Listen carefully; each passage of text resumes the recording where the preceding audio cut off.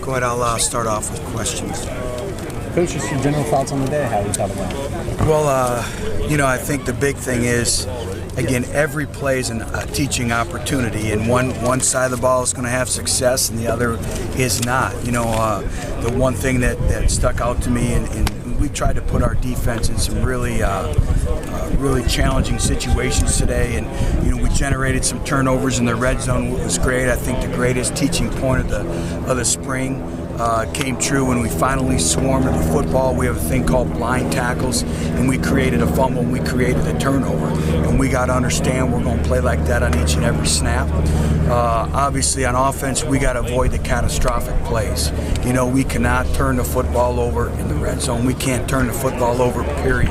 So a lot of great teaching with 4-minute offense. So the big thing is I really like the way our players approached today. I could feel the energy. I could feel the intensity right from the get-go in our meetings to warm-ups, and that's a step in the right direction. That's progress. So I was very encouraged, and we're going to be a football team that our fan base is going to be proud of the way we play and the way we represent this institution in this state and everyone across the country. But it's going to be work in progress in terms of how we play, but I thought we took a step in that direction. But it's the little things, the mistakes that we can't have. Butch, is the intensity and effort, hasn't that been pretty consistent throughout the spring? It has. I was not pleased, though, the last couple practices as an overall team. One side will bring it one day and the other side, but consistency, that the collective energy, intensity, physicality, I started to feel us tapering off. That's why today coming out here and our bodies are sore, and it's been a grind. And to see their approach today was very, very encouraging, and I liked it. What do you attribute that to, Butch, the fact that both sides of the ball responding today? Well, I think we've challenged our leadership, and we need to demand more. We need to expect more. For instance, we watched the video clips of the last 2 days defensively. That's, 3rd and 1, and not swarming to the football defensively, and the standard and the expectation by which we're going to play and live day to day, practice to practice, game in and game out. And like we know, there can be no off days. You get 12 opportunities a year, hoping to get to 13 to 14. And so everything is a level of consistency. And so that's why I was really encouraged, because we really challenged our players on Friday of really coming out here, and I thought they brought it. You were critical in the last scrimmage about the quarterback's game management, and there was one on when you were running out the clock and that incomplete. Other than that, were you more pleased, still disappointed? I'll have to see the film more, but I still think there's many teaching opportunities still, in the red zone. You have 3 points in your back pocket. Throw the football away and let's take 3 points. And those are the things that you can talk about it in meetings on the grease board through film study, but really there's no substitution for live game speed repetitions, and that's what we tried to create here today. With just a week left, can you gauge where you are and where you want to be with this?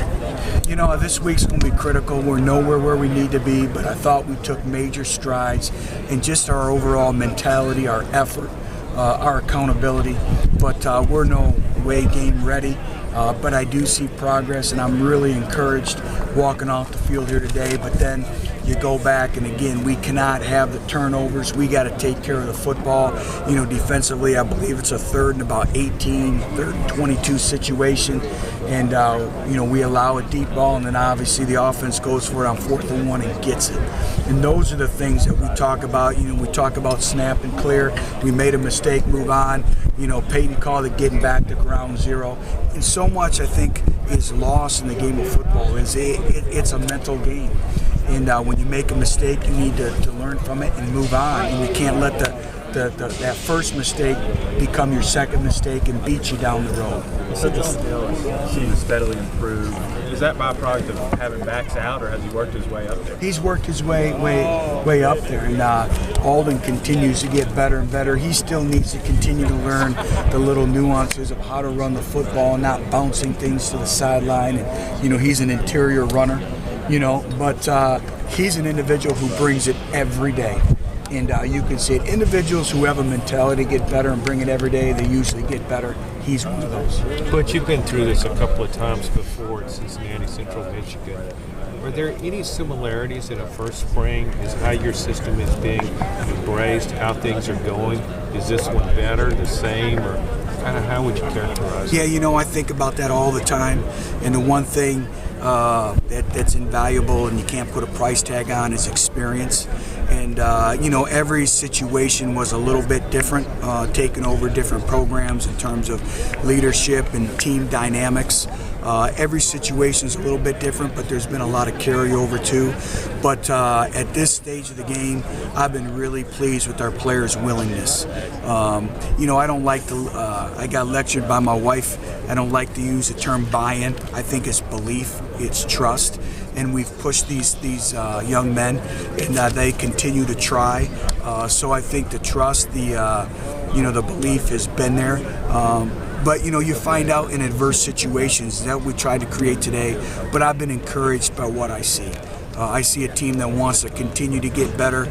And when you tell them something, they take heart to it. And when you do that, you can continue to improve. So I've been encouraged. Coach Jones, Coach Jake talked on Thursday about at the quarterback spot in particular, you need to be able to shift momentum when things go bad. Can you talk about those guys doing that today after the spate of turnovers? Well, it is. Is being able to turn momentum and make a big play, extend plays, but just overall command presence. Again, I see it, but I still need to see it more on a consistent basis. It has to become innate. It has to be habitual. It has to be ingrained in them. And again, it just comes with reps. It comes with confidence. It comes with putting the time in.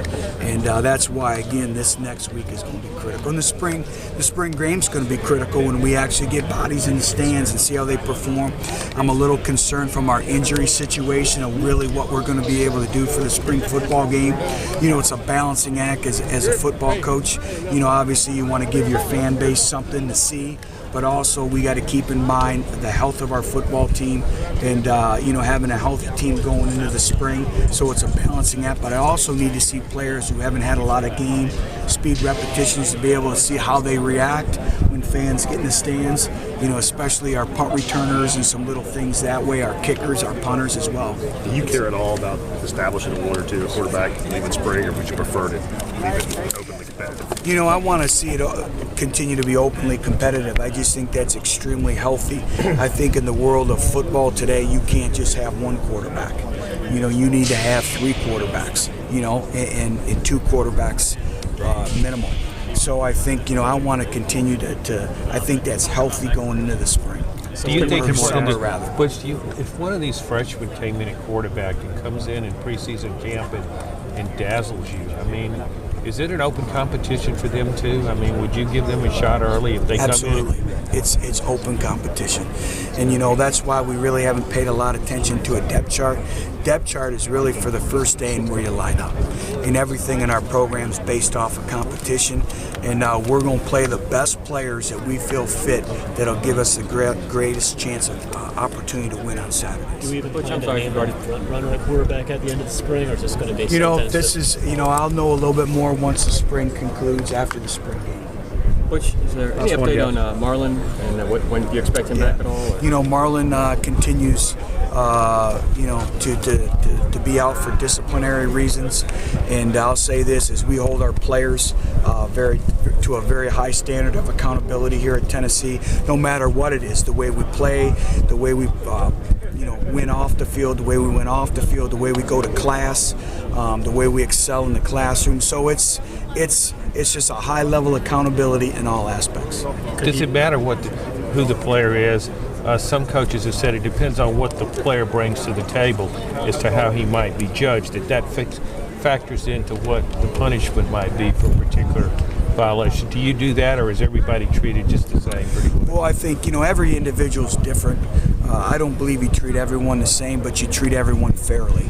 And, it's like I told, our players coming in here, they're building their own identities. They're responsible for what they create by the way they perform on the field and off the field. But what we're going to do is we're going to treat every individual fairly. Could he be back by the end of spring practice, or is he going? There's a possibility. There's a possibility based on what he does. You said Hill got a pretty good shot to play today. What do you think is? Again, he continues to be steady. He continues to improve.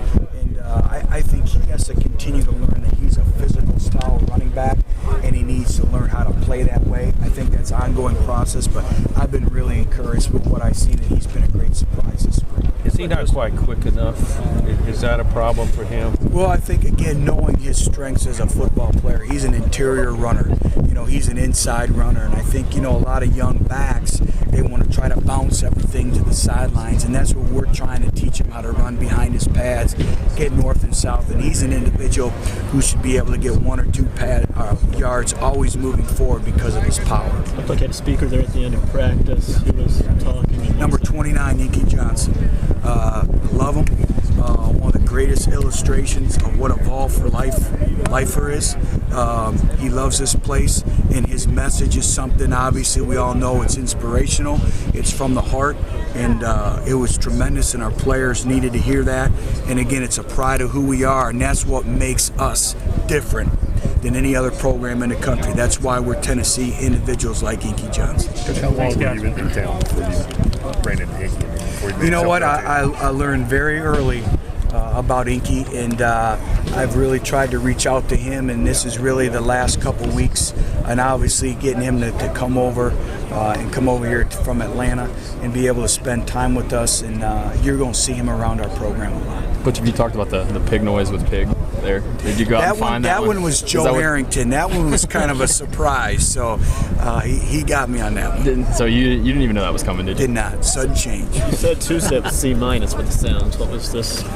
Has it gotten upgraded from this? He's got to about a B+ right. Going back to Pig, though, how much are you pushing him at that punt return position? Pushing him in everything, and I think, Alton has so much skill and so much ability, but again, it's a level of consistency day in and day out. That's what makes good players, and before you can be good, you have to be average.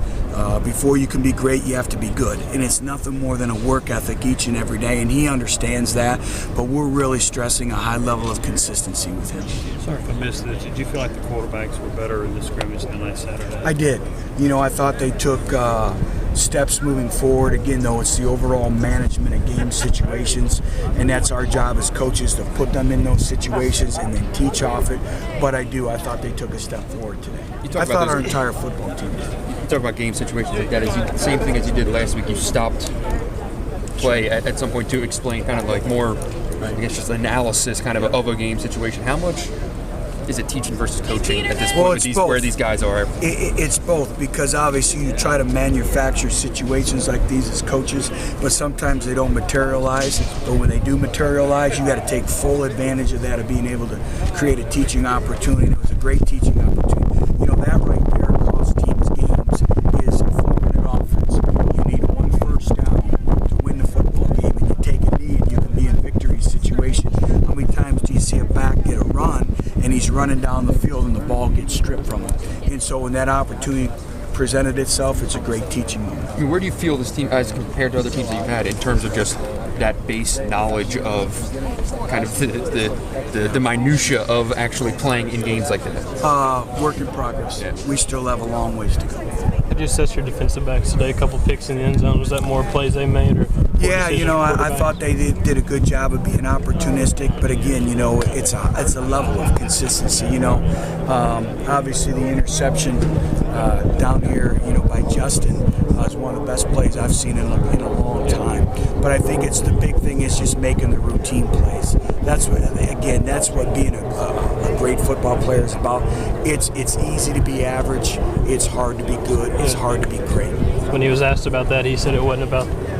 He didn't want to talk about that. He wanted to talk about how he messed up on the first part of the play. Is that the mindset you want? Exactly right. Snap and clear mentality, but you're always thinking of how can you improve. And Justin Coleman is one of those individuals who wants to be good. He wants to be great. Any idea on Riyad's knee? Last one, guys. We anticipate to get him back. It's nothing right now walking off the field that's serious. Yeah. I'll know a little bit more on Sunday, but I'm encouraged for what I've learned. Thanks, guys. Thank you.